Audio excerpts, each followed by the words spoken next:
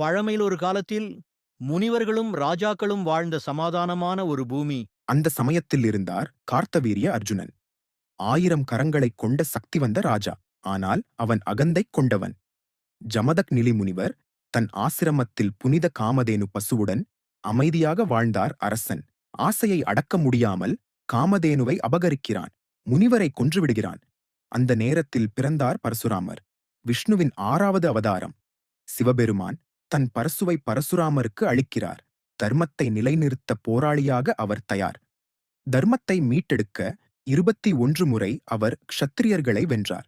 அதிகாரத்தை தவறாக பயன்படுத்தும் அரசர்களை ஒழித்தார். வெற்றிக்குப் பின் கைப்பற்றிய நிலங்களைக் கூட அவர் தானம் செய்தார். எளிமையான யோகியாக தியானத்திற்கு சென்றார். இன்றும் அவர் பூமியில் இருக்கிறார் என்று நம்பப்படுகிறது. எதிர்காலத்தில் கல்கி அவதாரத்திற்கு ஆயுதக்கலை கற்றுக் கொடுக்க. இதுதான் பரசுராமரின் கதை. தர்மத்திற்காக வாளெடுத்த தேவர் அவதாரம்.